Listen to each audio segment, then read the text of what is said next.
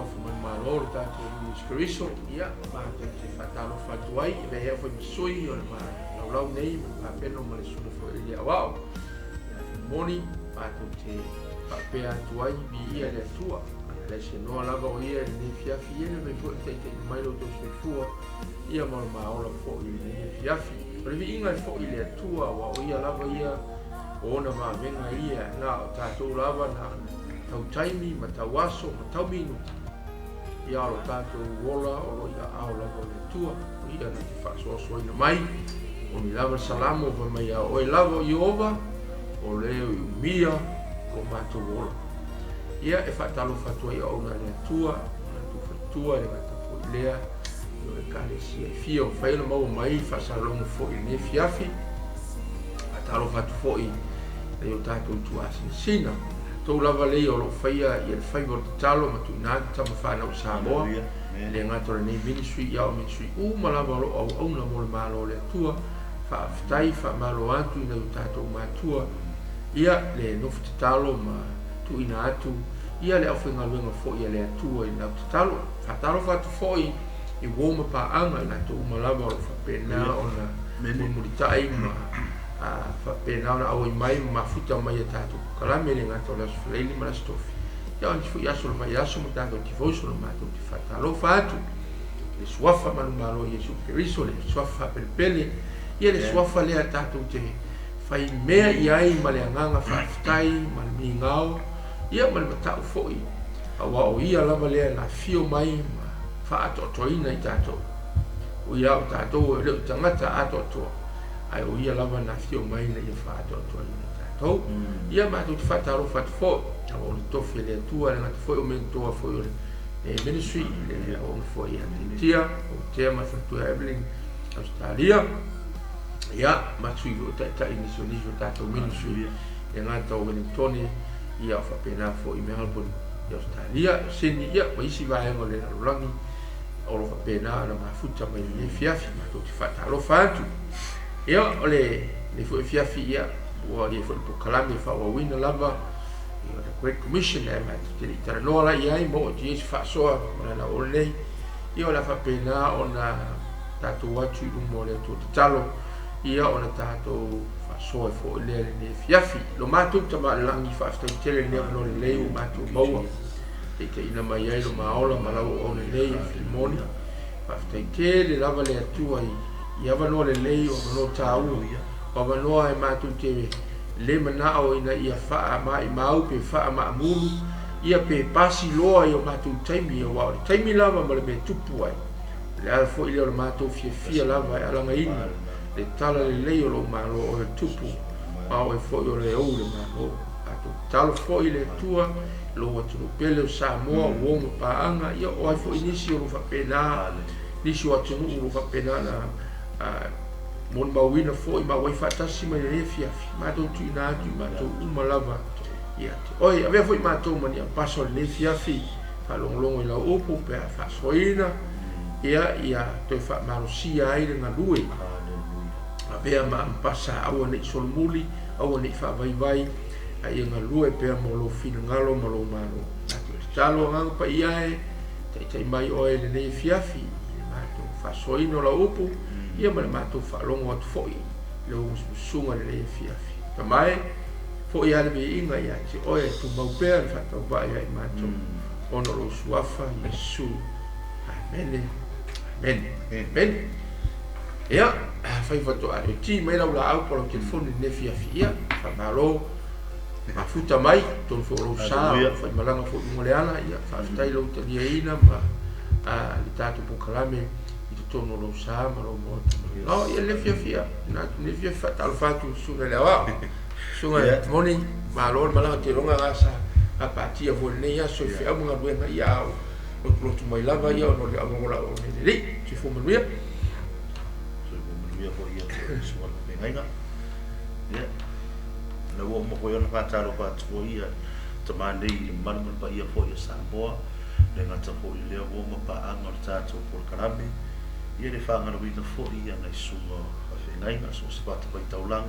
pai ona mai mo mai ni tuna le fiafi ia so fa na fa pe lo ta to ri ma ta to Paulo Isu Kristo yo to fa ta lo fa to ai to yo na fa ta e au mai ni por kalami ya fa ta lo fa to fa lo to fa me nga fo ya ti ma to yo fa mo la va ya ma o sia nga stas ya pele so fo Isu Kristo ya to ya sa pisin ne ya so pe ai fo ya manga aro mau perfile mu man ia manita to ri pa o Isu Kristo o te fa stai fo ia au na mo le amania mai fo yo ni tanga te pata wa yo to mau wa fo le amanoa ma te fa ta si fa so to ro mo to pele ma stai fo le su ya pasta mai mo ni po karami ma to mo fi ya wa si tamu faina mo na ia nga fo pina ma na mi ke so so ai do to mo na fa ya tau ina fa mo bia mai le tua ba ta si mai fo ya nga pa ia wa fa ya fu ni por karami ya le au no me na pa ia o Isu Kristo ya ma bia tele nei tu na le fa ma bia fo ilo fa fo ma sa mo amen ya to you fa tai sa mo le fo lo fa fo ma fo I polo mai mo ia ta tu kalami io na wana fo I lava ya so pe sa fo la tu ia e mate fi lava mala na ona e mate so pe le ta tu kalami o le fa tu ina o le Great Commission ia po le fe au tahua tele fi ngalo le tua po le se fa tu nunga tahua I fi ngalo le tua po le misiona lea e fa pena o le fanatinati fa tahua au sunga lea e kele ngo vai fo ia o kala ngoa ngai si fo I ministry mai tongu ngai kanesia tara noina o na le tua ile commandment lava lea Yesu le great commandment po le great commission lea ina ia fanatinati mai fa e fo nga mai o se mata upu e se fa tau ina tonu o e kanesia ia te fo ila e le fia ke li fa so o ka singa me fo le pe wa e pe wa kelinga kala ngoa I fo ile ma fa so ko e kanesia ni nei au tu le ai pe fo ringa mai fo le o fa ia si kanesia e pe o se nga le to fa sa mo le fa pe o fa o le ta o le fa ai pe o le tasi le a ta fa yo ia me ta o le kanesia number 1 o le mission le a the Great Commission le na fa to ni na Yesu ile nga tolo na so ia e misi ale kanesia wa le kanesia na mata Yesu le tu ia ile ko inga le commandment le tua ina ia fa pe ona fanatinati fa tau tele ile no sunga ia wa ka kele fa o ko fa lo kele ina o le Great Commission it's before le stop before le pinga fa mo file mo ko se fa po ai o me ka mo fa o me o ni va me su ia o le Great Commission no fa un poco ngama vai un coffee ngama fa kele nga a wo ni o si me ai before le ngama you know ai va vai fo I mo me o aku mu manu ile kaimi I yasola o mai kaimi ni afa pe ai ni na matau fa ku mo se me fi fa tu ina ile area ma le venga ma no ma le e ye le formula le mele formula Great Commandment io nga sa uri sense commission inga ia io nga ru le mission ya before ngam o le nga fa Yesu fa tu langa Yesu me le tono na so ia pe o le ala e waka ko e fital no ni fiafi si tau to no ka si sumo ya tai bora no basta ya to no no weta woni mata pu ya sa for me bao ti tiro ya ile olanga le tau mai so usa e tau ai nga luel tanga te tau na baptiso ina so is a must ai le ia tunga tanga luel tau na baptiso ina ona pese step mo fonga le onga keno foi o nga kai fa longo ro de miro o manga o ro perform ro de miro ko straight away a ta to ro ia step fonga le ma onga fonga de ta ona ta to ia mo ia ona tātou whai rola i o isi tūlanga matautia wa i le mawhai ona tātou whai tūlanga matautia ai no se whai tūlanga mai se mo yeah if you want to be supernatural you have to be natural o sala o si au kikilo koe le tātou tala porta mata au ki foi ni sel mana ia ona totelo ia tanga tere o mai tai mi ia lo sai ni miracle sai ni se va venga va aia ba de ai sa ule va venga ia te oio te loi mo na fa lo koina mo na fa lo mo va venga e te li va ai va venga yo ta tonga pe si dia tu lo ta tonga la lo fa lo ba fa lo se fe au ke lo ai peta per tala ona ia sura na fai nga ia toma a me amu ia tangata e iri va ai fa longa ne lo ka longa si vai fo kwa o ko nga me la nga usalo ko sau fe au ko la mo me Yesu me o ko la mo tangata you need to tell the gospel to people to be baptized and then the word receive the gift of the Holy Spirit usala fa longa ka sana le fa kari ka kana fa no isi action no ma se ba action mo pe o yo me ana mele mana o Yesu po mana o le li fa o na ye si le kula kar ko mu lo ka fa no mo ngai lo si fa kari si mo si action mo se que se sonha com ali ka pastor ka so to pasta we being so so le yo ka o ngai me o ngai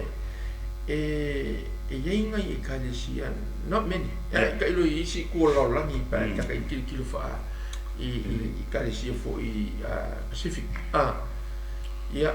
ai ka va fo i keminga ngai ka ko fo maku ko ia back in the days medical moment yo whatever was wa ka usang ka waipe nearly 3000 years ago ale tu langa le o le o ka ko maku sa le mangu la tu wola ai pe folinga mai o le mele ka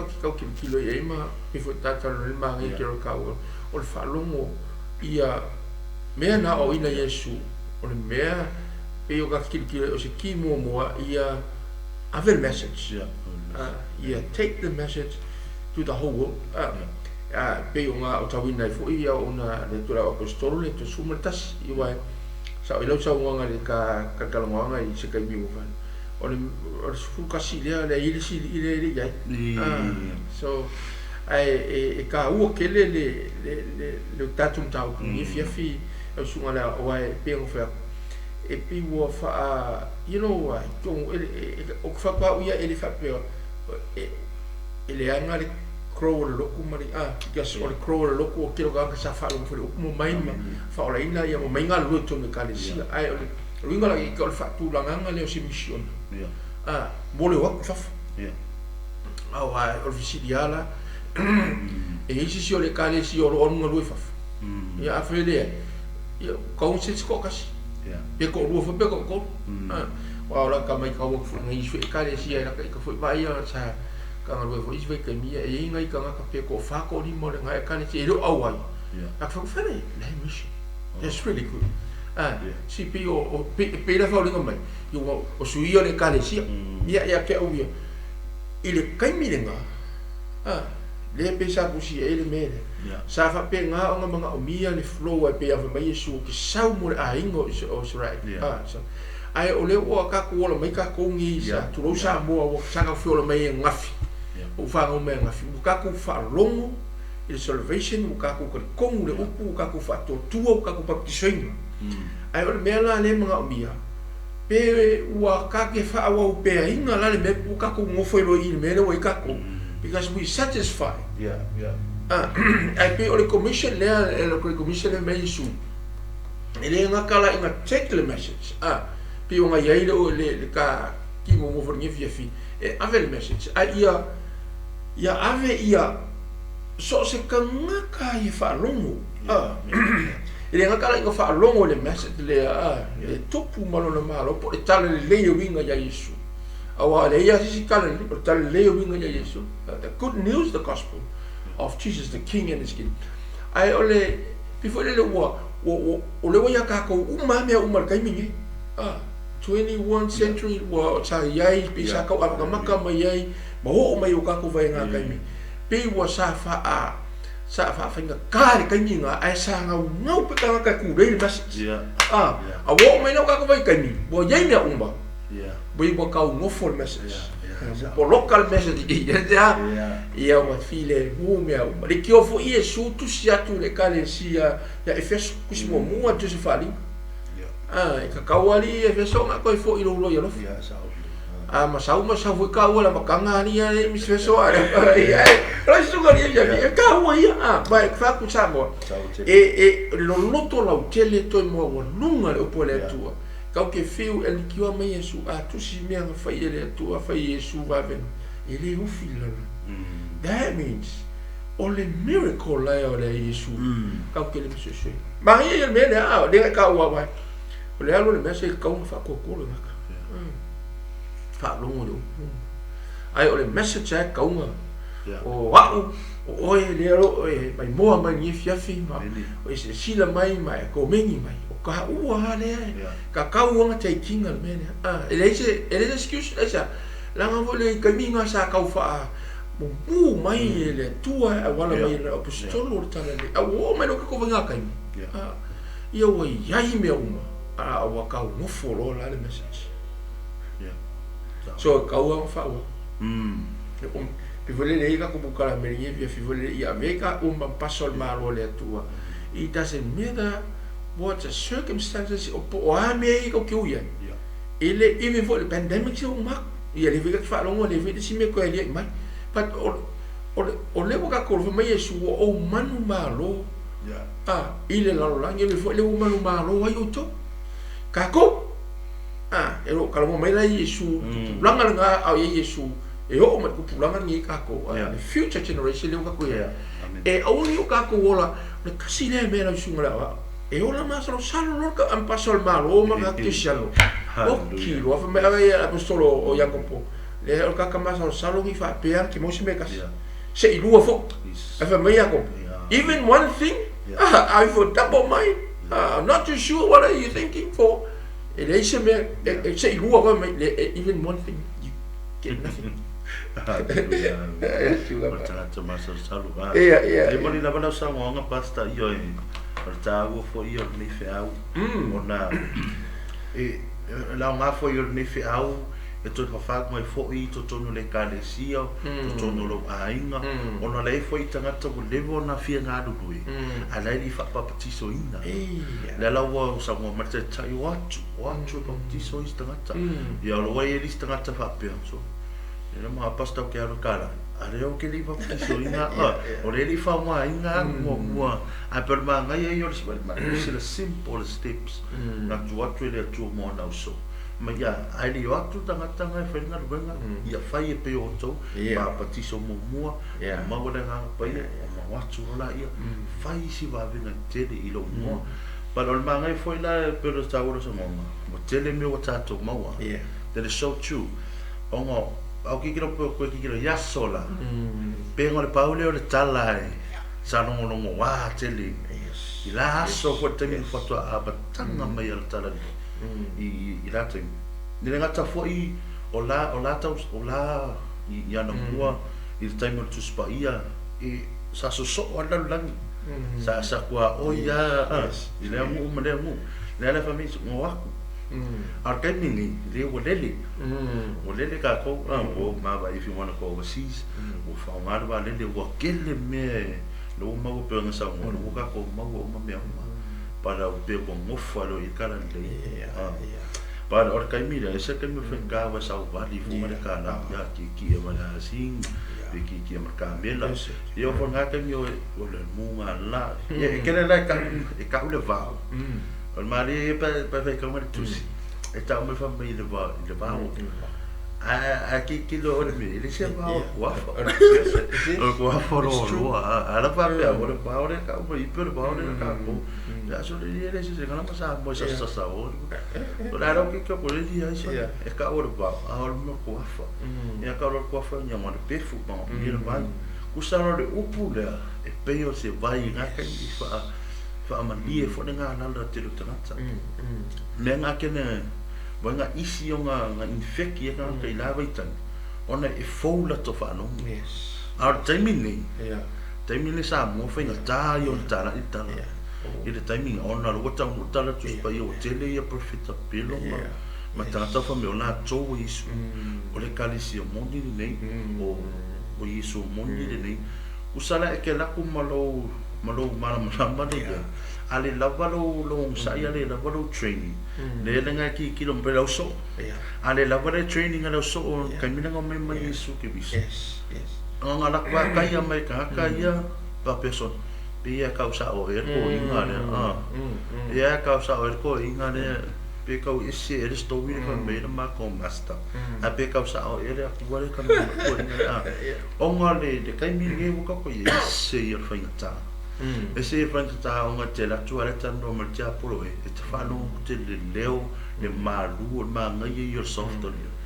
sa mo ko suwi ya lo la kapso me umaro ke fai atu zata le tala mo kwa mana malamba le but behind that person lenga fo mai ngale te vole maka ki kilomita o le la maka ko o mai le vai kau do a maka sui kau le wa maka fo ngai ki kilo ko faro lo le la fai de mele le ka mo le Halloween so a no fo la sa mo me to mana na tua usa o ke ka mo ka ula songa o ta Devil's Day o nga ki kilo ngi ya ka mai rungo TV maso se me ke ro meu ghost ya ke vai foi nga ya lo mo fa na yo bo ke fa ghost yes lo nga ka mo yo le celebrate le lang e ye le so ghost e le so papi ko mo ya ke vai ngi ye ya ka ke mo ngi o mai rungo TV o lo fa ngo ye ye o nga a vai e ka ya re ki mo ngi se fa fi a ora ku ma sa ko le but it's only little power that the Christian have. But ale kawa nga power ku le miracle le perform isu. Yes. Ala fa isu ma ku le isu ke mo.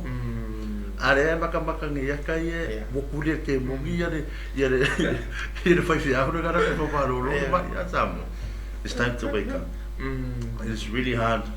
to tell the gospel now because social media lunga social media ole sia wala fa ngo fia le no spirit for it the tato boka pe lunga le fa ngo le ala if you use it right you will get the good results but see what that fa ngo yo so my for ya le devo mana e mi lo ka ma ki fa me si yo la mi tanga tanga para fa maro fa de so na fa nga ya le ne ngau i tala it's what tala le ele mo mato ele vona moto ma wole bi ngo le tu ya pa so na mo ni tu na fe pasta te mo ole ma ye mele ta wala mkanga wa le pinga ka ye fu an fi wa fa mai le correct commission wa le correct commander po yesu master fa mai ia o to watu e tala yatu le tala they take the message to the whole world, the corner of earth. Lono winga ia tato watu a ve tato mampasol maro le tua ia awane yo tato wa ole au mpasa ia le umanga wa o Yesu just before they sinned lela ile fai wa e o fa fai uma tu se matayu le umanga wa Yesu uma show Yesu fai ngol ngalwenga show Yesu la ku savali la tu talo la to wa ke me Yesu ako ya pe ko fifili mu pe yo le lupe ayo ko ka mai pe nak ko me Yesu vai a winga ko ile va luko so it's warning as well tu sa ngia yo le master ole inga Yesu a pasaya ale la wo o mai le end ole mai le Yesu sa ungi no take the message to the whole world ya api amaka mai yo Israel o le foi la o la ngalenga o le message ya ke enga ro Israel le ala wo ya yo mala ko ngo pa ko yu ese fa la inga ka ko im ka penga fo ele tua le nga ka ola ona le tua Paulo ya ko so mai ai ko langa mai ai pe ko fa u rei mai ko ingo petelo inga ia ko fa marchi ia ma ho ko lo la io aku manga yo ka ko ma ku ala o ma mai li o mai le o la fa o aku mara ko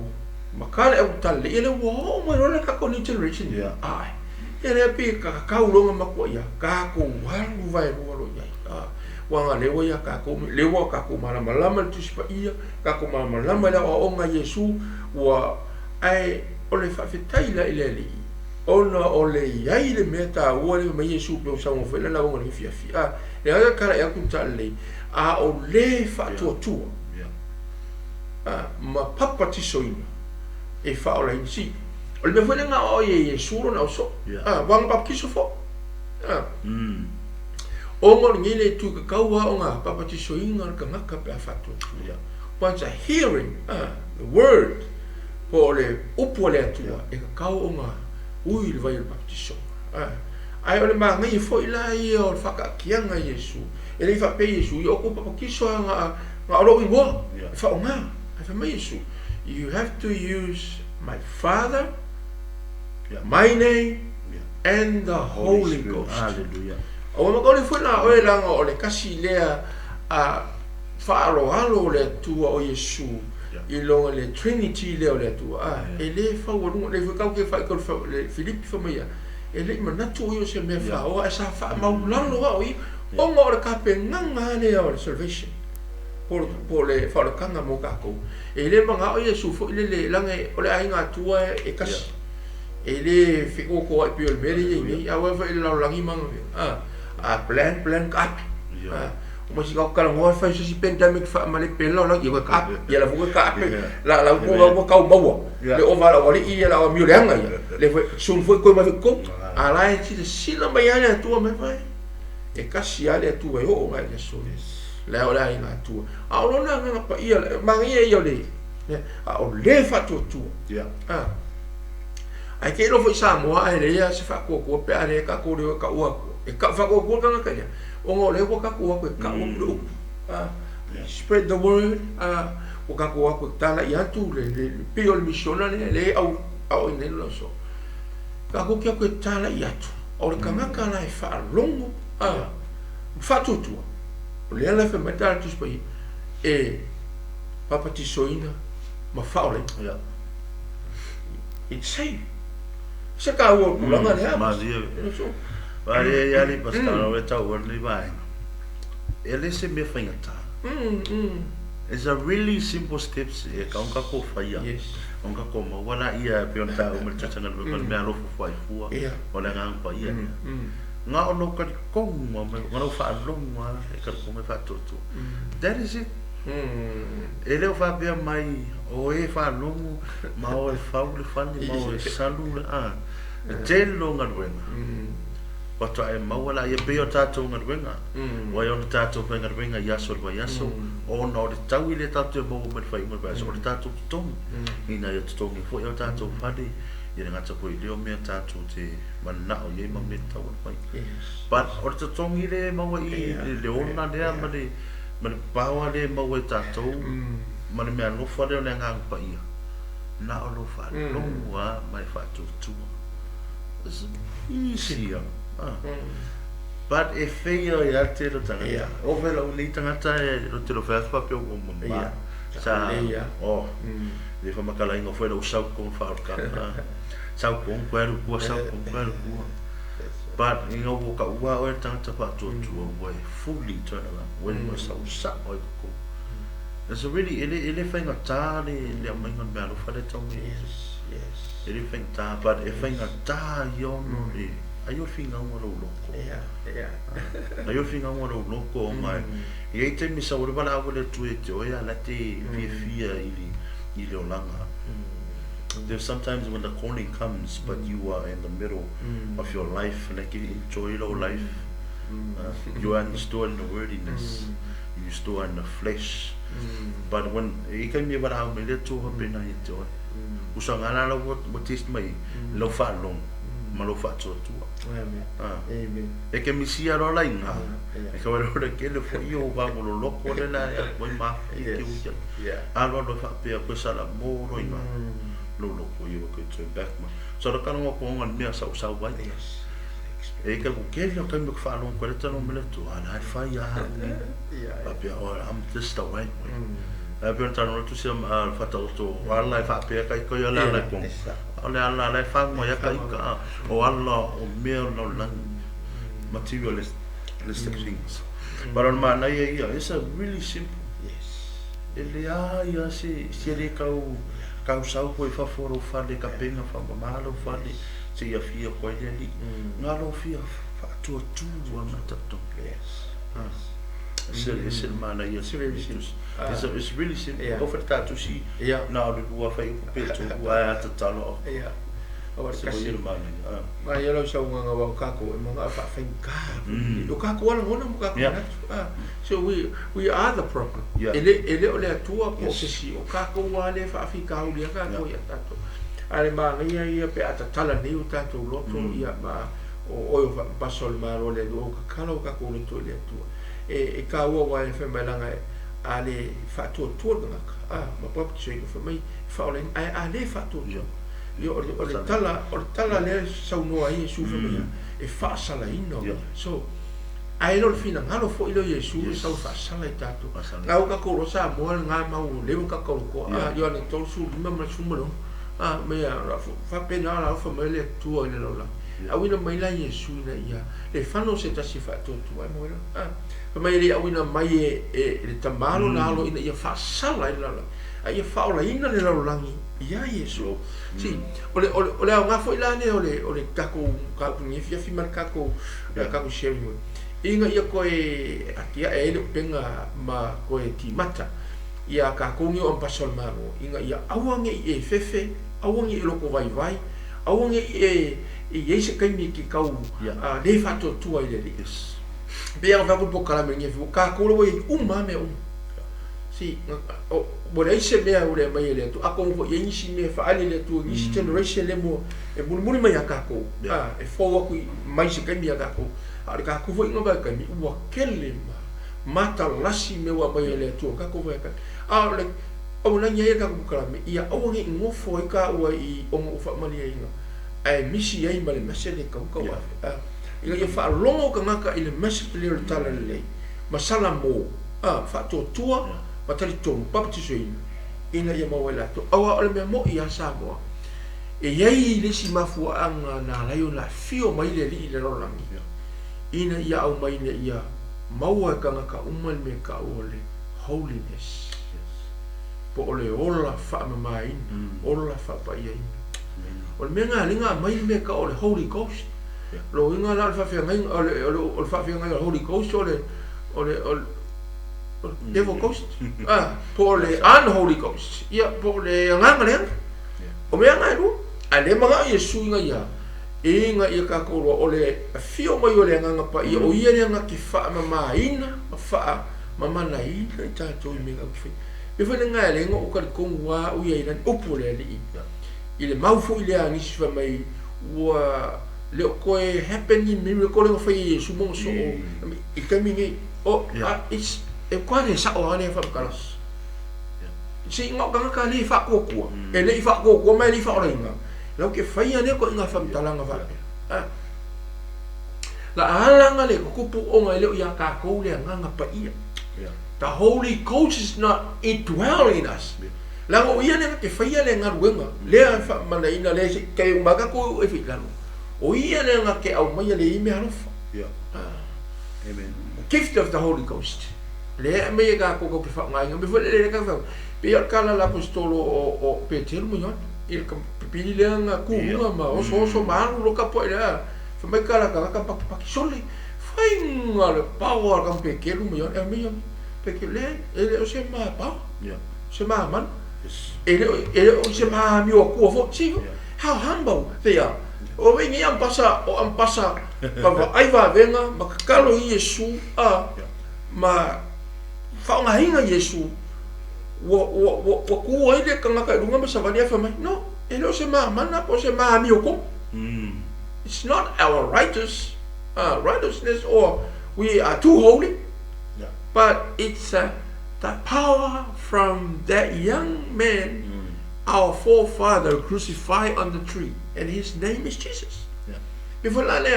ya awonge I mga kuma mau ka uwa pasama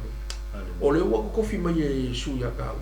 lo ngala ole hari si mera ke ko mga ko sa fo Yesu fa ko fa ingi la ngi ko ave ka o ma ko ya o ole wa ila nga meni le wa ila nga up le do pula Yesu ya tatou le ka ke fe ia ka vale ku le moenga lunga lau ai ko lo mukuka yo isi foi o fa pi scripture me furisa a preach ia ma lunga wolo fale a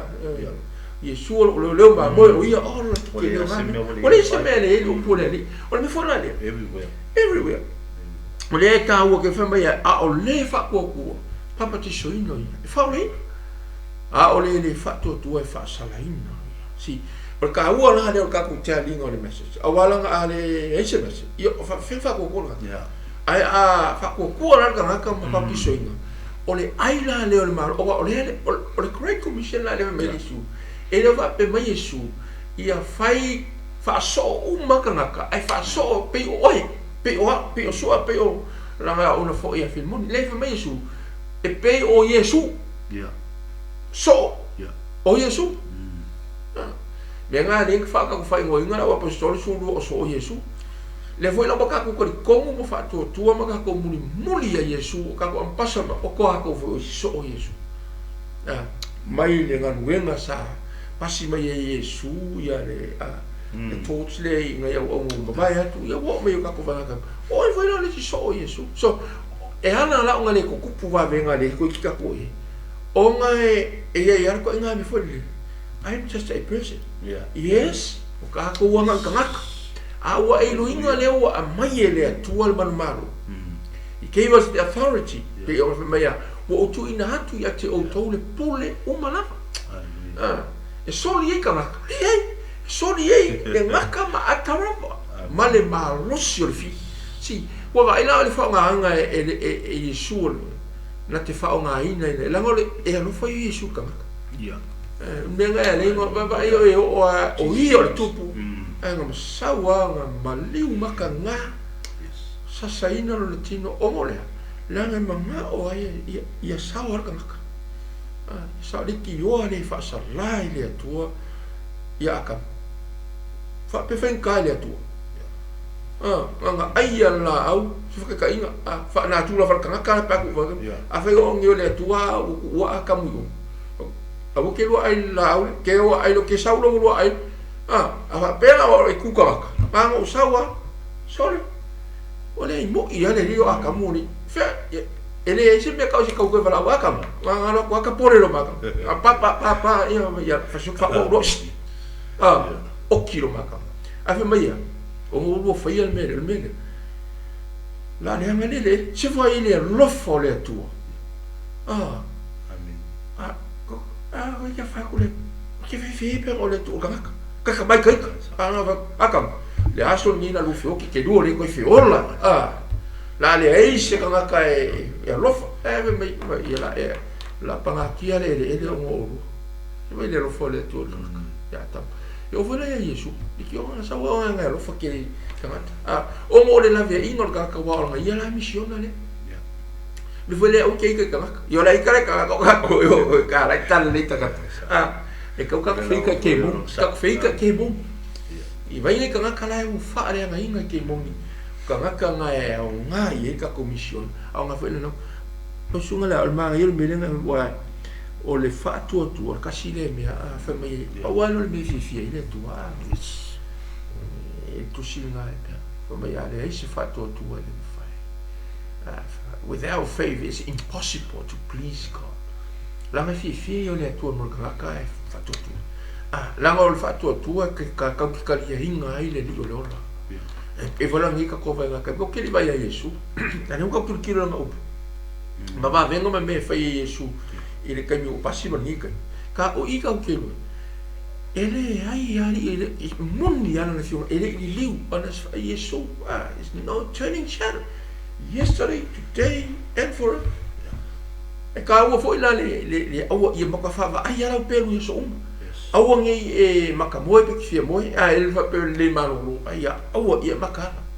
pe fonga sa ngia langa o ngi ia ma o fo ile ka o makwa ako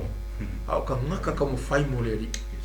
you know ve o langa fo ka vo i ma o langa ma se fo fo i ma la o le e fa pe nga sa lunga la no e si me sa fa pe ai me le ai mo fo o mo kwa maka nga e le fie ia le tua le fie kanga ai o swinga la le saunga the Holy Ghost came in and dwell in us o ila le kau kelo e moni ala Yesu mai o ko pa ki swinga nguma tangata uma il so forta ma le alo ma le ana pai se vai la o le ka u kelo le ka ko nga le fa si inga ia langa ye me le manga o Yesu esa e que over me Yesu langa muli mi fa longa tu e muli all signs will follow up ye o ko le au paso ka ko uma au paso ma la fa tu ya te ye me muli mai fa longa ai fa e o lima ye mama e fa tu ye pili fa pula ye ka waso e fa nga inga Yesu ka ko ai o le fa nga hina la o Yesu ka ko le me Yesu ko e fo ia la o Jerusalem e fa akali le me for ina mai hallelujah the Holy Spirit is fola le ia holy ka wa inga ia sound the Holy Ghost o ngofo le ko the Holy Temple of God ka u inga ia fa mana inga wa le me mo ia e le me fa inga e le fa penga me le tu me le tu ala ngai ka penga tasi nga me nga fi o mai Yesu inga ia a mai le Holy no sia ko ia a mai le ola fa pa ia inga yo ka ko ia mai le ola fa mo sali ina i tong ia ti inga la o le sa unga ko mo nga le le fa am pa sa inga ka ko ma lo le me foi nga e le au lang inga o nga le tu nga fa fe ngai nga ngai fa la unga ia ve ka ko ia pe ka ko le a mi o te ma na mai Yesu no so ia to na le o la ko wa mi oi se nga le se ko wa ka ko ka mo fai pea inga a ko ile upo le tua e fa mai nai ka ko fa ina ia awa alava ni ka ko wa ku mo le tua e fa mai le tua fa ia ka commission ia pela le in ka pu ni fi ma ko o le ona fa ko signs will follow up be voringa e ka mau ni a ka commission ma o mana au ala e mu fa mai Yesu e si dia ku me ko ke faia ilo me no faia Yesu so e ro wingo fa kala nga Yesu o pe ka ko o Yesu o le tu a me Yesu ya la nga le vai kasi le nganga loko maulalo nganga mga ia Yesu nga pasa po ka ko nga so ka fe pe ka ko Yesu o le tu a me Yesu ya e si dia me ke faia ai o ko ile si na mesmo e sili me fi o se fa ma no si me Yesu ya que coisa e sili ya como que foi acha lá va ka ko ro fai ma vai ma lima ma fofonga o Yesu ka que fe wa ile lo langi ai fa nga ina la tato e a wala ile fio ma lo langa ma fa ma ina tato ka wel me ne pe ka ka wala mkanga e ko kilo ai ya e kanisia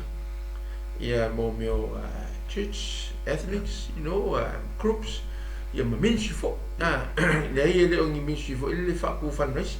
pe nga fa nga ku pe le ai o le ministry ka ke ka avea le message o le tala le, e so e tu ringa, ka wel me le ka, ese ka mas, pero na ta wa le pu le fa to tu, ai faso solo alta no ngala ma famla pa ia no famana tu mai se tale fa pia I memori de tamititi ya fa no lango lang tama yes you know your kids rely on you te me ole kiki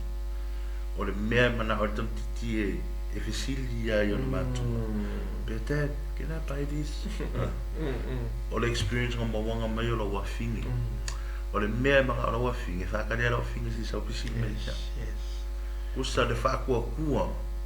o le kamikiki, I rangama, pia, e biu, e whakua, e lo lere a kua. A vai whalan mo mo ka kai e reject a whakuli ai, ka hangi kamikiki, o ka lang sa mo kua kauri kongu wanangano, o ke whakua, lo lere mo ka. O le whautuanga, le tau mai nei le hampa it starts from in your family I do pula fa to ya tau la mai ona le te fa no e ta te tau ne fa na mona mai le la o ti tiro ne o sa lo lo nga fa le nga ta te fa na mona mo na ile nga pa I mo usala ko ki la pa O le visa la le ma o Yesu ye mau le Holy Spirit. So you can rely on the Holy Spirit to help you, to teach you what to do. O nga ia saula ka whawhenka whunga. Ara ki whanongo nango mo kaia mo o kama. Kama ia e le whamai o kama matu ia I whawholo lang. Kaia mo o kama. Ara ki whanongo nango mai ku. Mena ngang pai. Wakwele mamre. Ka wele alo whatuno le atua. Ka wele sua wharo ori I Yesu Kirisu. Ia wa, ia koe kaia mai e koe rangu. Se mea e ki whanongo nango e maro mau kingo. E koe mau mai sisi o. So manga ye o pula fa le fa tu se e kasi le kwa longa winga e matua I loto a pasta. Usala lo fa tu foi la I na au na te au na yai to no lo e kanesia. If you want to become like your pastors that you serve now, you need to have a good hearing. Ta ona le leilo fa long, le leilo mata fa tu my father not because of your pastor, but because of the word. Le upule la maina lo fifia. Le upule fatau ia Yesu Kiriso. O tele foi o tangata. E tau tomu ona fa peo. It's Jesus. They believe about Jesus, but not in Jesus. But Jesus says, whoever believes in me, ito tomu. Amen. You have to go deeper. Lale umi wa e whanotai. O lo fifi e ka ulu pule whai wa istangata e o lewa o nanga lue ai lo mawanion tohinga po lo o lewa na tono le kalesia. But they still have no callings. Ala whamai lo whakali al kaini le. They are time o le atua. Ai wa lewa nga sau le kaini o le atua. But God is waiting on you. O le whatari le atua I te oi. Pe ona latu Yesu tau o tuia na uso o mo wai. O lai tau su iu pe ngā tama. O lewa na whanuta. Hele mau sia. See, you're not going deeper. You're not going out. Don mea Yesu hame. E le ngā kongi. E le keleng ya wi ai mau kongi. Alu I fafo. A latu ye isi a le loloto. Me koe ki kongi a koe ngā le loloko. Afa me vetu. Master. Wow. Wa pe ka ika. Ko inga fa le ava me. Anu ngolo ko. Po foi fa fia mai. No ko inga na o sa fali kuku I po. Ka so really ai ni. Ara ko fa me o ko e yo. Ara fa me su ko ya du ke isi ya kwa. See, Jesus will never send you to something limited. Mariso ya lu open free honga de. Musala le manai e o le sona no no. It starts from your family. Le upula fa totua. Ona fa fia ona fa totua le tua. Atire fa totua yo matua le tausi ina oia.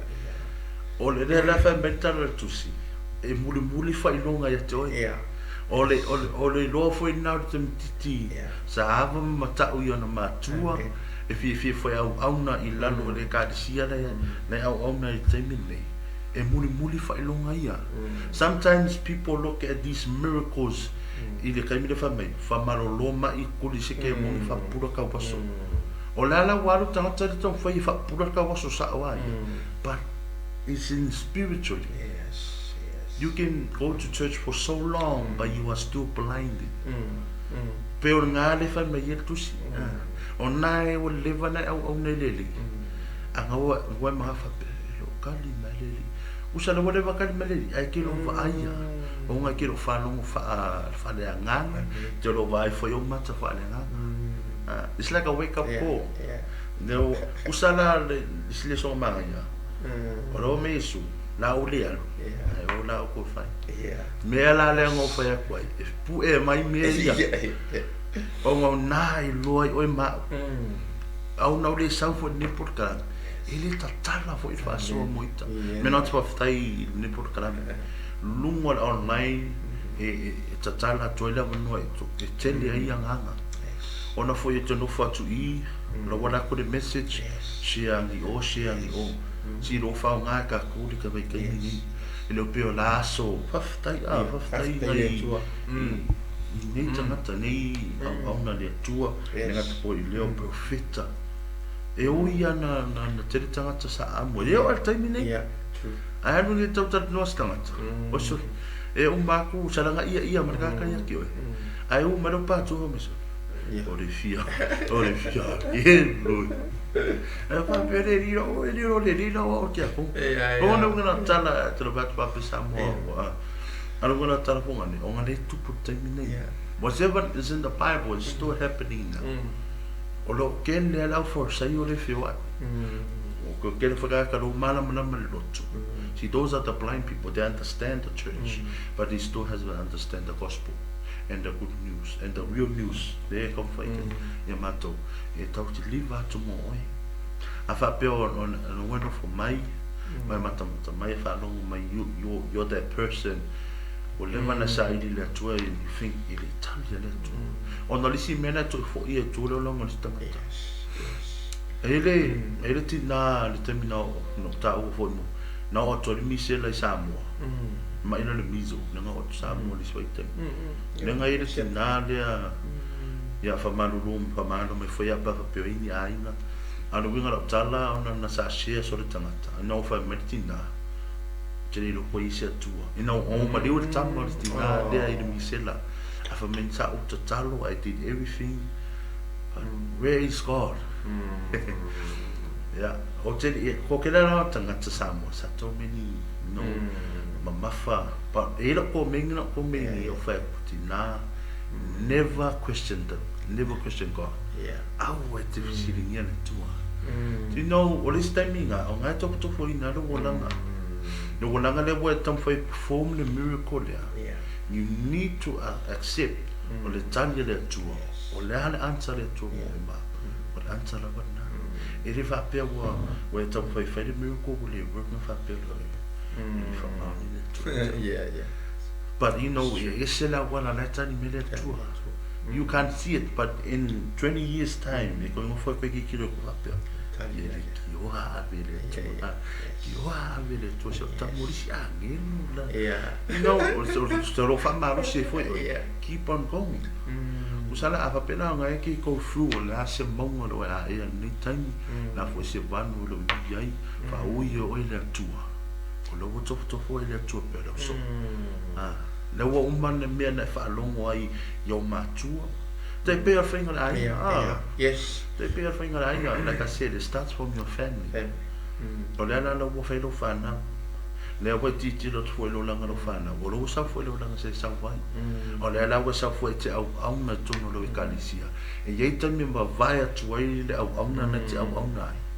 Ai tu mai lo e te o ngalo fa pe so tali I sa oi. Wo le lava lo malos.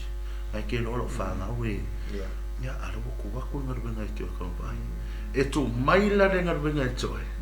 ala sa matala o mata fa lenga matala lo fa no fa lenga e tele popole e tele popole vola o ngala ma usali lo fa tu e tu mai fa la lo tu ma fa lenga no e tu tan fa ala mo tu vai pa tu o ma lo si fa tu e toi but afa pela na e pe o e ta tu ta ma lo yuta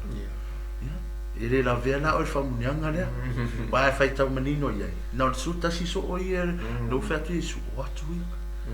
au o maliu ia sta si fo yo ta to so see you will become one of like this if you don't open your eyes open your ears or time ni afa pernati au ai vai falanga va longo falanga mau le lo ton sai no lo to maulano ia tu mau perfie I lo loto na lue foi moleri mana na luenga fa metara tu si muli atu anga na itoi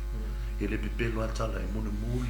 au foi ni fa manuia o mato e itoi e muli e titi lo tu lo fana manuia asia ona le tau nu e muli atu pa mia e muli atu kizi e fa lo atu e itoi you are on the right track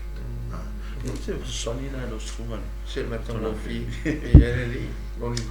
e se cavo lo fa sole il mio le uangi I vai fu ile I fa fita uli onga fu ile ola wa ile ima ia e kula ka I pele tu si o ia fu metara dispa ia o ia la fa ato toanga la tanga ma fa ato toanga o tātou whātuatua.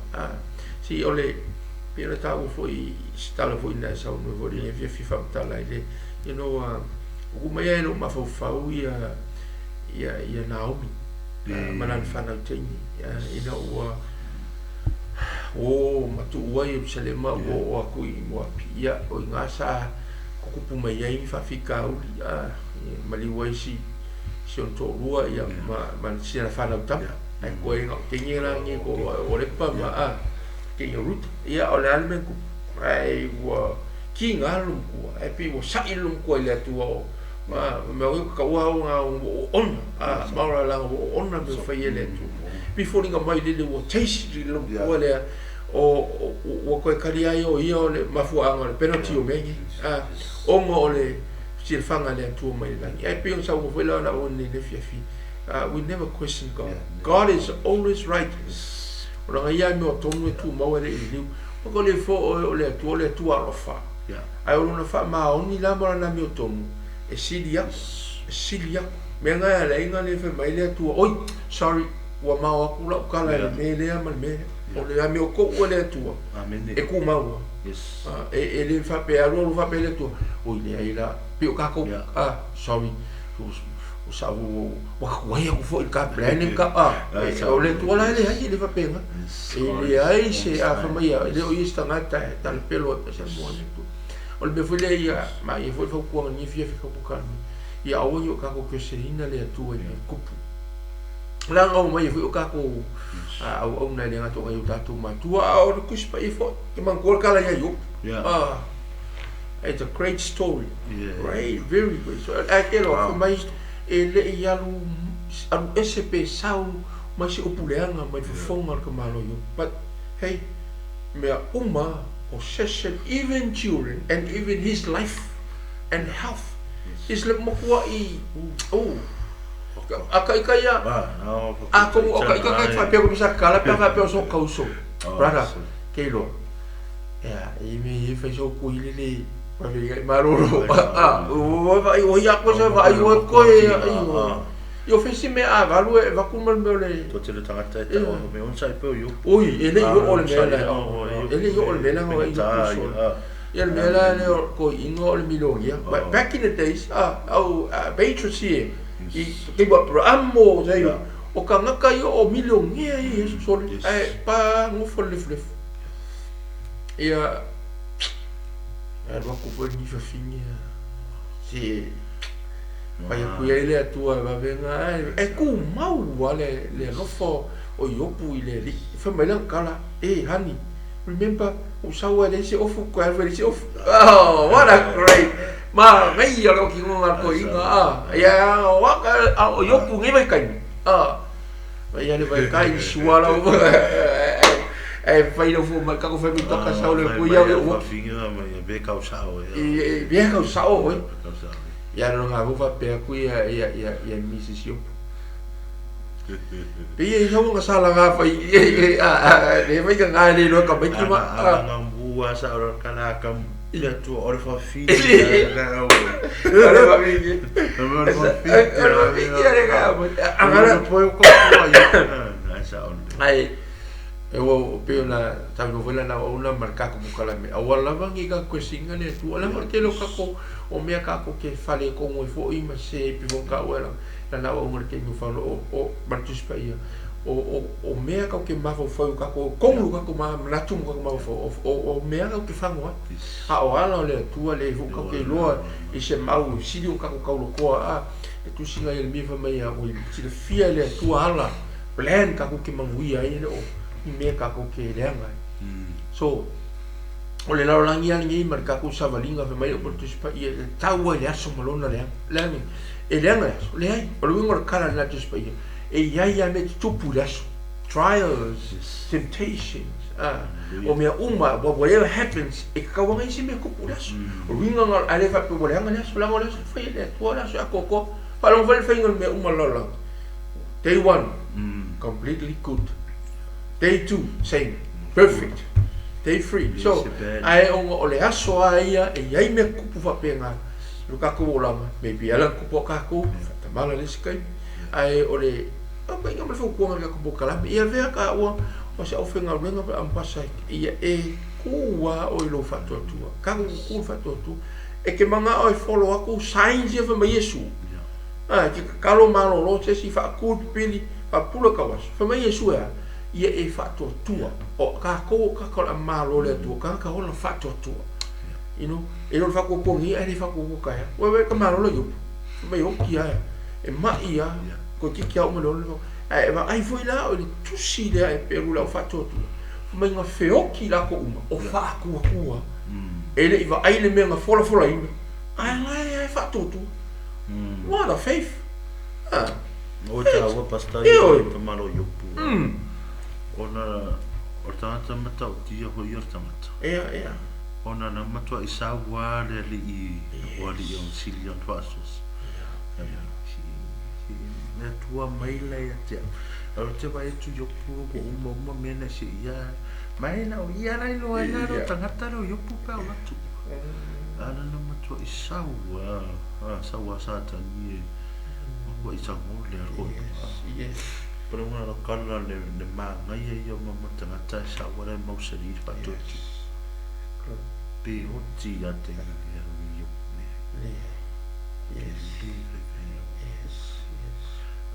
sa moi te mi o i mai te apolo i o puhile mu ale le la lo fa lo mo pe ta o tu e te o ti e te pa o ko pa o na la manga ia lo fa lo mo na tala pe tala to o e o mai fin o so me lo fa na so kala o kala mai kala ngai lu ia o so kala ngai ko vai ia pela le tato tala le sa i tu atu no mo mana baptiso i nei su ma te ila na simpo ia le mena fa so sa ta Yesu na il lo le sa ta Yesu o la fa la i mo fa su na kwa sa kan no iri ki lo sa kan i si e attack e sa kan ni le mena i mana ko lo to te ni ona o mana alo lo to te bi atu ia Yesu ki wiso mana fa tanga tala le ia le to mana la mana e attack o e sa ta ni e tala na e le la sa kan fa pe le kupere e la to sa kan fa seina le tala te fa no mai ke ia sa pa ro na ia o ki e fa ilo o ia ia malo na to ai sa ta ni me Yesu ma nga o ia ia per kala ia ka o ia ia le ngi ngani ma le sa so kala upu sua mali e lo fa no para o longo winga lai ku aku wai mang fi ai se ka wale le fo ya lo fa no o ngare le lo fa no mai ke mi ke fa no strata lo ngal fa tas pe upu sua mali pe o tala vai o tu tala pe tala tupula na fai i tama ata mai to rua ina o sa ili atu me o ta ocho ai le fa ola na fa na mai vai atu la ia tala tupu o sa ili si tama de si pepele alu ma wala na vai o me le fai mai o vai fa no mo upu no tupu na fa so e foi lo tala po. You need to listen because some soft lips is very dangerous. Mai, si, algo mau tu mai la yo te fia ifo. Para o tu a tole loto nga sa wetala na. Yo lo sei fo nga me, tu sa nga aku nga ma ko fa ma sa ngi da ka. O le me va na me ko ya. Ku pomulo. Sa moa ya au fia fo ise se ara lo fa ui o le tu ni ta wale ta fa longo ta la ta ta ri fa le nga wa ai fo i mata fa le nga tu mo fa tu a to no fo i so se ana fa ui ta o le tu a ben sa no ri su mo le o una nei e fa fita o dia so uma te lo fa fita o le na e ele ma fuanga na fa ui o le tu ma e fa ta o na ona e le mela to fi mana le tu fa mana tu ti to a fai o le ko lo talo ia so uma e tau fai tu tu fo mana tu ti to a fai o le ko fai tau ina la fio ma pa ia tu ia so le mana o le tu tu fo mana tu ti to e lo mana o e lo watu le tu si to fo mai te vai vai ai mai pa u to mai fan no to ia le pa fi a lo o mana o le tu e no tu fa pa u e ko e ka ro va ai ko ku fa pesa o mi si o lo lo se ma lo to ma tau ina fa man bia le upo le tu ai to sa mo o mana tua le lo fa lomo le lo va ai tu mo fa to tu baptiso ina la ia te lo nga ia mu mu le tu ina ro nga le so se au ona le ia mu mu le tu ta wi le te o la agua ne to va pe mu le ne to e to fu ma ro mu e le fa yo ne to va mu le fu ma ta o tu ki po e tau ina fa mu bia le to e lo fa fu sa mo ne to la fia fi ona ta la ta ko te fa to ma po kala mi ma o nei la fo se upu le tau tau tamari i foi lo fa fonga i lo ne o ona fa ta wa ya tau ina fa pe ya lo loto ya fa le foi ma o to ta to sisi es ya wa fo se vai ma ngalo fo i mo ne tanga ta fa ta wa ya tau ina fa ma bia le tu ya te o to fu fuanga foi ne vai aso ya tau tai o wa fa nga malanga so se me lo ai amunia foi so se amo nanga lo fa pena nga lu amunia foi ina ita mafa le nga malama fe la vor fa ta fa ta la nga lo fa pena fa fo mai nga ta foi le won pa no ni portanami fa amunia foi le so nga pasta mai ma ne au na ya fa pena foi so te ta i ma ni portanami ya wa se po isi ta fa nga vai vai o si nei au na pena foi na ba soa to mo o la fiona le upu la vaia o le upu i su ke viso o le malo le tu e lo tala ina tu se ma to lo tu a le upu ma to tala ina tu mo oi e o la lo nganga e o la fo lo nganga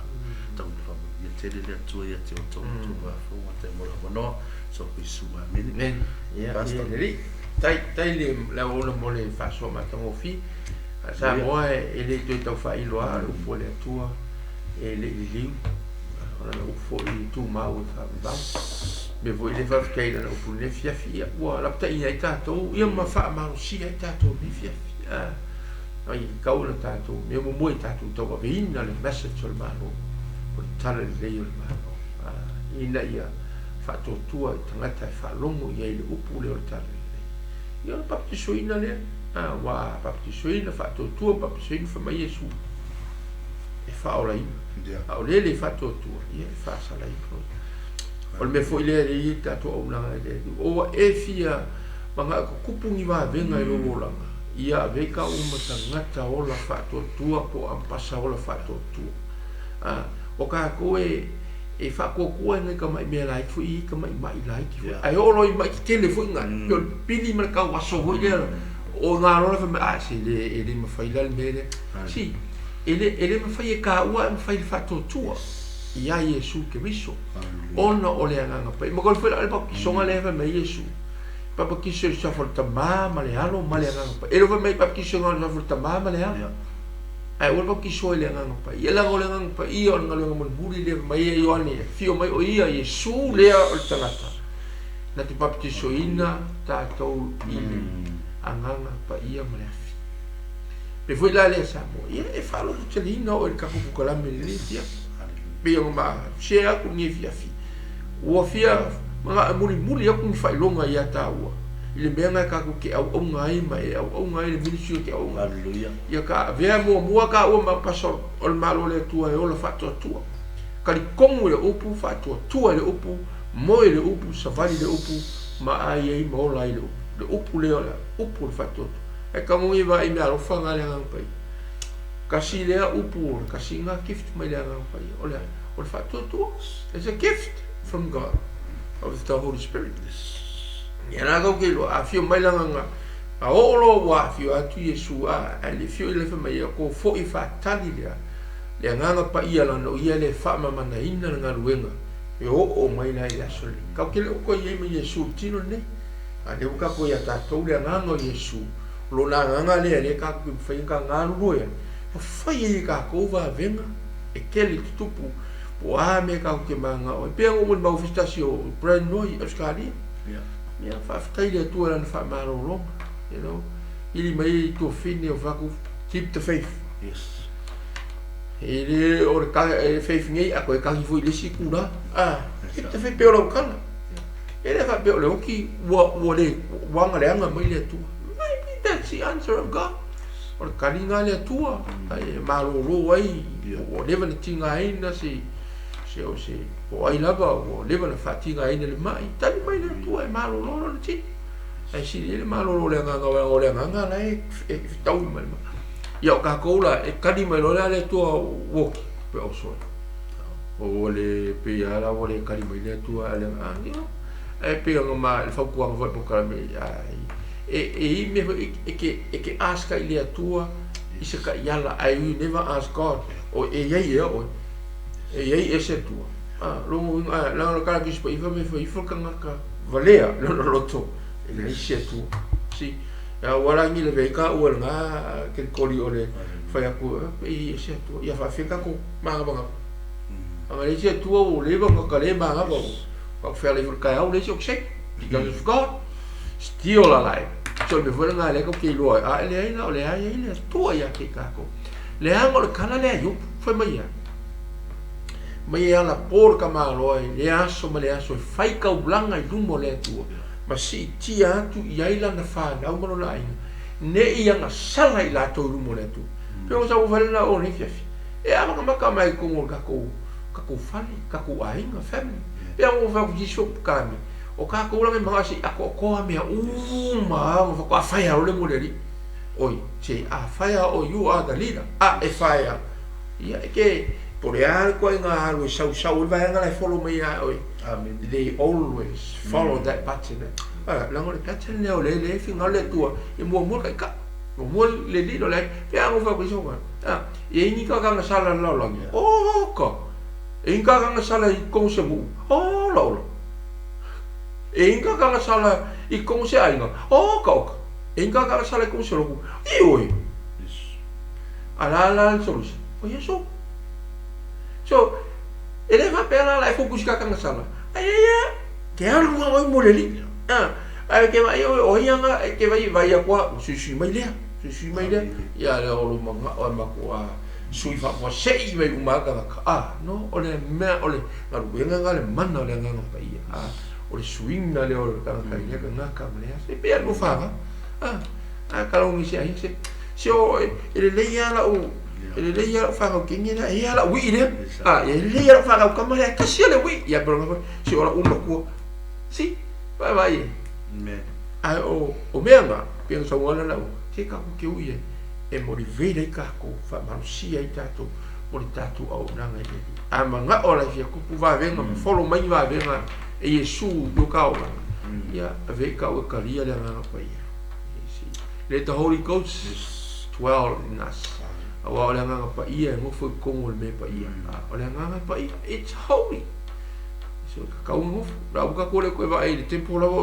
le sai fa ka fa i me ko la au le ku como me ka o le o me si ngo pa ia bo ko se me le ma ko va fe ia la ila ngonga ma ka ngo pe ia o lanu wa le temple le town of Dome of the Rock fu le ki mi ila to lalo nga sa yai ia la ai ele I not too clear pe it's still there or someone take it away on me va pe nga share ia ko le ko fo le tu ai samo ka ko kilo I o fo I bo ha me ku mai o ka singa me e va vai po me ku pula la I me se mo le tu o fa lo ngora ka fa le tempo ronco certain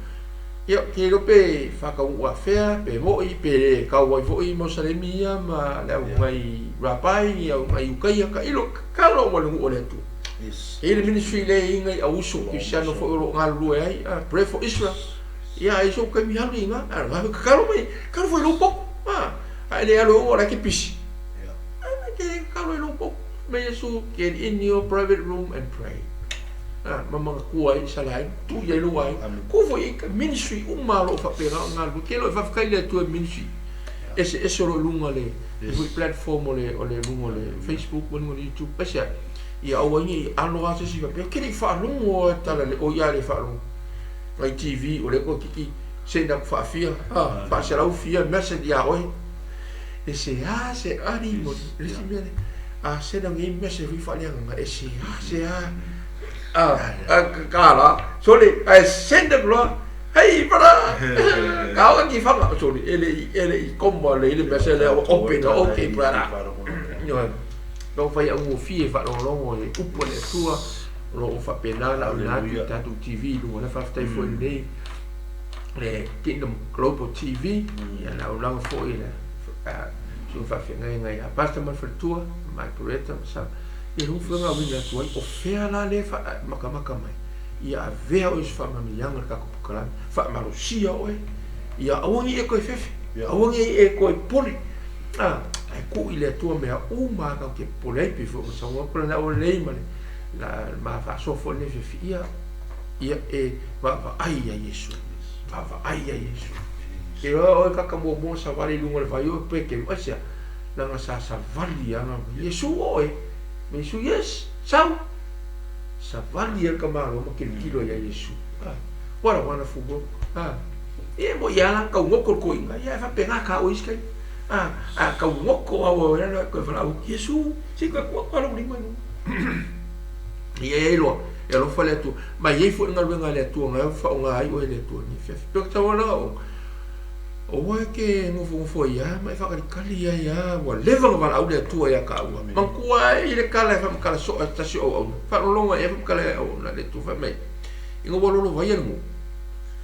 ya o fe ai lo mo pa ku ri me le tu al pa ka ka le me pa la ka fia me al pa e va ka ka so ngol pa le bo lo va ya ka ko fa me le ai le yo ke fa kali ya sa le tu ala ya au wale va kuma la mo ke le albe ya sa le va afi kala ye le sto ma ya kalva ka sa va afi sa va afi ka mi mi gal ko ngale ala au wala ba le mo me yo so mai lunga va afi le ala lo fa me le ke fa tali ya ile tu sa le tu amen se fe un mala ve yo wo fa ke le albe va kuma la ma ko va sa lo ma helicopter sa ora helicopter wa amaka ko ya ku le ulo ko ma le ulo e ko me ba ya no pipi la ba sa famiglia che fa calli ya sa ora tu sole ia lo vai ya lo hokilo ai wa ku dum le tu amen le tu fa io va calli mai o che le sacco ala via ia la o no ku kala o la mi fia o ka ke singa le tu no isi me o ka ko wa ma kwa ya fa ki le tu me tu ku le ku pa wa me ke la ku le ku la mai na ya di fo le ngale me ngale vai fo yo mi fo ngale di va ngale se va mi fo la le o ai fo se o lo ka mo ku ya oi nga awala ko ile nga ngole ri ki oi ora ma ayo fa karikali ke mala si peso se angelu sa me ngale langi e ku me lo poco ma ila mai ma fe sa mi ki o ka brero ya sa mo vai upo ai po le tu fa que fa ka sa le ya sa wa nga ni ko nga fa ka le po le tu ka ka pongi ina nga lue fa tu ni cha o le nga pa i le tu sa mo on ka me nga mo ka ku ni fia vea oi ma ka nga ka fa awa wina le Great Commission le tu ko Yesu au vala ko ya lu ye ma vo wa ma fa ga ingo o fa ga lu e ko sio ka le sia o nga wa le va lu o wa fe e ka le mission wa ale nga ya ko mi ko ke se i fa mo mo fa po ponga ya lu ai so ka fe se fa ka ila ka ba fo fa ka ma wa ai mo a velo pe me Yesu le ai se fa ai fa ko se lau me fa popo Yesu pe fa mo lo ma lo ka ka me ne fiaf ya fo se leu o fo mana na o ia e makua ko ki o sa mo ale fa nga mo ngal bokala ia ve ka o ngia pasal pe o vision fo o ka ko min sine ia ve ka o nga ka ya kumu de rof pe o rof Yesu love ia ve ka o ma fa su pe mal mala you know the light fa su langor mal po sa fo ia mal ku sa ko fa men na ko mal o ka ko fa su io Yesu o mal ma puro ke le o ka ko ke fa pula ki ia ka ko fa ia ola senga ia ola senga get life ia ona se nganga ia oi lo nanga mala mun mau o el pasol malu inga ia o mai ko fa lo que ringo o vei pe o ma pasol malu familia le tua o nga le tua foi e nga mafuka mania fia fika ko kalame ia anga le atu le tua I fa tai mo ko mengi fa tai mo talo ia ma tu te fa pe atu vi ia le atu I me ma ka fai o ia lava o ni me ma ni min sio ka ko ngalu ai e fo ma o ma la o nei ia la nga fo I tali sio lo ngalu e la o nei ia mo ki o mai fa ka sila un mako I oi fa ka o ma lo le tu mo ka ko kala fo le mo oi fi sa fa so ia la we vai me o la wo la ona fa mo le sunga la io ki so ka ia oi pe che se fi wo so ma la o nei ka ko fa so lu mo pe lo va ai la ala o never nga fa pe fa nga o le tua la o na pe le mun mau le vo nga o le tua lo so fu le fiafi famiglia tele le tua pe lo sunga la wa boni fa I ga o ka le fiafi ka ka o thank you Lord hallelujah of thaile tua lo ma tu ma langi o ma tu wa ia lo lof ma lo wa le mai la voltaia o se pa ia le ni tu thank you Lord mauluma mauluma I na fo ia te toi pe ona fetala I mai fo I lo walo pele tu tasio lo ma tu ri ma tu o Yesu Kristo o io la ala upu moni ma le si sawa tu te ma pe ia tu o le ana fo ina o le nau e le ma tu loto tala ia tu lo malo le ngata ia tala le I lo walo pele Yesu Kristo ina I hope nau na ui mai ai ni si angana ia te ia maua I fo ilanga sawa tu ai lo malo o ma faila ia no mato ma tu batas ona tu fo ia tu le le taro e tama I lo fa mneanga lunga ni por karami mai la versunga te tai si pa I fo mato ona pata wa le ngata fo le lo fa mneanga wa si fo I lunga ia pasta mai ma fa tu ma no fo alo na so le kanisia ma ni fo ia o nanga o fa yo na mato fa mai na wa si benga e tongi atu ma wa nyanga ste mo lo ma lo tama trato no sa fa tasi mai lo nga pa ia a wai fa fu ala wa ni program le ana fa peli a wai mana but thank you Holy Spirit for being with us tonight. Thank you Father for the word of encouragement and the word that you have put into our mouths. Thank you Jesus Christ for your love, your unconditional love, your mercy love that you have shown upon us. Thank you for making this day possible for us as we gather here tonight to preach the word of God, the kingdom for the souls that are lost in this world, Father. They are still blinded, they are still waiting, they are still can't listen to your voice, Father. We call upon you, may bless them. Whoever's watching tonight, may their soul be blessed. May their ears spiritually open. May their eyes spiritually open. Hallelujah. May they be still in favor of you, Lord. Keep the faith in their hearts to motivate to your life, Lord. From we I say this. Oila mo fayo na mo the time fa fo mai ni tula. From we ale ngata fo ile family au na umalava. So spata fa taulanga so to win fayo na mafuta mai ni tula na fia. Le ngata fo ile au na ro pa pena na ma au na fo I ma tama. From we as we say na to mai kana sia. Se also mo sto fa fini le fa ngaro ina fo tama tina ma tua. Ye lo family anga to ma o pena to le so I fu manuia ma se so ma to wola fo I to le binga ya to le tu lo ma to la ni wa fo I se ma ni ya ma ni eu to ma ta ro I te o ho pena na fa ma ruina ma to o to la vale o Yesu ke mi so ma to fa tu ma ta to mo e ma ro ma to sala pa ta si mai o le o pui to fo ia to fo I fale ai ma ro fa ta di mai fo ia la ia le vinga ia to nei ma so ma la o la wa fa la amen amen hallelujah ya ile tu sa boa vele manguira la fia God bless hallelujah